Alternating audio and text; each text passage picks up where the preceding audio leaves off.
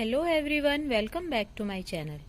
आज की वीडियो में हम देखेंगे कि अगर हम अपने टेरेस पर या बालकनी में किचन गार्डन बनाना चाहते हैं तो इसकी शुरुआत हम कैसे कर सकते हैं।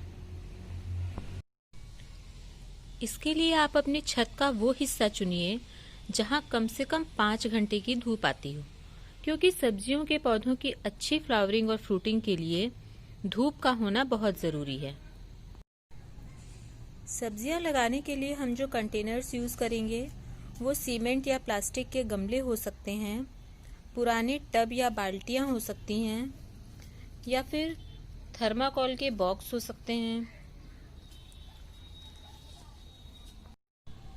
या हम ग्रो बैग्स ले सकते हैं जो बहुत आसानी से मार्केट में या ऑनलाइन मिल जाते हैं। अगर आपके पास ये भी अवेलेबल नहीं होता है तो आप जो चावल और गेहूं में कट्टियां आती हैं, जो बोरियां आती हैं, आप वो भी यूज़ कर सकते हैं। कुल मिला के आप कोई भी चीज़ जिसमें मिट्टी भरी जा सके आप उसका यूज़ सब्जियां लगाने के लिए कर सकते हैं।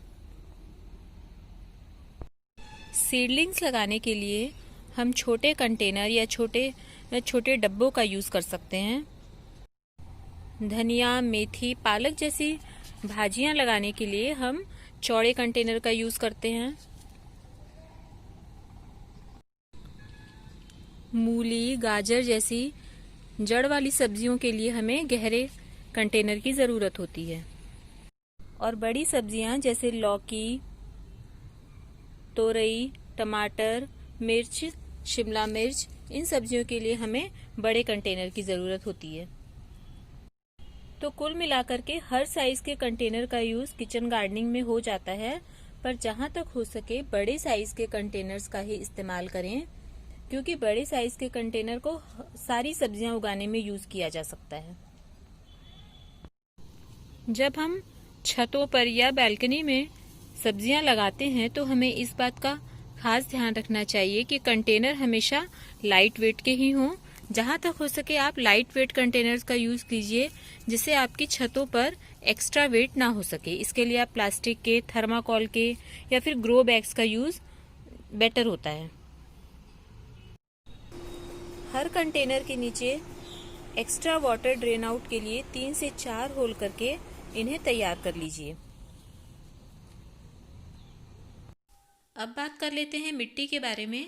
वैसे तो सब्जियां सिर्फ मिट्टी में भी लगाई जा सकती हैं, लेकिन कंटेनर्स में अच्छे रिजल्ट्स के लिए बराबर बराबर मात्रा में गार्डन सॉइल, रेत या कोकोपीट और गोबर से बनी खाद अच्छी तरह से मिला करके मिट्टी को तैयार कर लीजिए और सारे गमलों में भर लीजिए।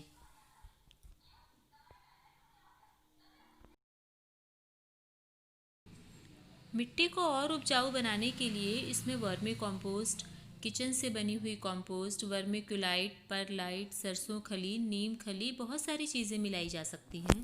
पर अगर आपको ये सब अवेलेबल नहीं हो पाता है तो आप सिर्फ गोबर से बनी हुई खाद अच्छी मात्रा में मिट्टी में मिलाइए। 30 से 40% मिलाइए, इससे आपको अच्छे रिजल्ट्स मिल जाएंगे। और मिट्टी को पोरस बनाने के लिए और उसे हल्की बनाने के लिए इसमें कोकोपीट का यूज़ किया जाता है। अगर कोकोपीट नहीं मिलता तो आप इसमें बालू या रेत मिला सकते हैं। इससे भी मिट्टी बहुत पोरस हो जाती है, उसमें पानी नहीं ठहरता है, आराम से नीचे से ड्रेन आउट हो जाता है। तो इस तरह से आप बेसिक चीज़ों का इस्तेमाल करके बालू वाली रेत ले लीजिए, बालू रेत और सिंपल गार्डन सॉइल और गोबर खाद मिला करके अच्छी मिट्टी तैयार कर सकते हैं। मिट्टी तैयार करने के बाद अब आती है पौधे लगाने की बारी। कुछ वेजिटेबल्स ऐसी हैं जिन्हें हम डायरेक्ट सीड से लगा सकते हैं। इनके सीड्स डायरेक्ट मिट्टी में डाल दिए जाते हैं, जैसे कि पालक, सरसों, मेथी, धनिया, हर प्रकार की जो भाजी होती है उसके बीजों को डायरेक्ट मिट्टी में डाल दिया जाता है। और इनके लिए थोड़े चौड़े पॉट की ज़रूरत होती है। गहराई सिर्फ 8 से 9 इंच भी है तो बहुत है। तो इनके लिए तो हमें कोई पौध तैयार नहीं करनी है, डायरेक्ट सिर्फ बीजों को लेकर के उसमें डाल देना है। कुछ सब्जियों के लिए हमें पौध तैयार करनी होती है, जैसे बैगन, मिर्च, टमाटर। ये बैगन की पौध है। जब बीज हम डालते हैं उसके बाद जब 4 से 5 इंच का पौधा हो जाता है तो फिर उसे दूसरे बड़े पॉट में हम इसे ट्रांसफ़र करना होता है। तो ये पौधा आप घर पर भी तैयार कर सकते हैं। बीजों को कंटेनर में डाल करके आप पौधे तैयार कर सकते हैं और उसके बाद इन्हें बड़े पॉट में ट्रांसफर कर सकते हैं, या फिर आप नर्सरी से भी तैयार पौधे ला करके अपने गमलों में लगा सकते हैं। पौधे लगाने के बाद आप इसमें नियमित तौर पे पानी दीजिए और खाद का उचित ध्यान रखिए। हर 15 से 20 दिन में आप हर पौधे में 1 से 2 मुट्ठी खाद डालिए और धीरे धीरे आप देखेंगे कि थोड़े ही दिनों में आपके सभी पौधों में फल और फूल बनने लगेंगे। अपने किचन गार्डन में आप कुछ फूलों के पौधे भी लगाइए, इससे आपका गार्डन सुंदर भी लगता है और बीज बटरफ्लाईज भी अट्रैक्ट होती है इन फूलों से, और आपके किचन वेजिटेबल्स के लिए ये पॉलिनेशन का काम करती हैं। तो कुछ फूलों को भी अपने गार्डन में जगह दीजिए। तो इस तरह से अगर आप गार्डनिंग का शौक रखते हैं और आपके पास ग्राउंड नहीं है, तो आप अपनी बालकनी या टेरेस पर थोड़ी सी मेहनत और थोड़ा ध्यान दे करके अच्छी ऑर्गेनिक वेजिटेबल्स ले सकते हैं।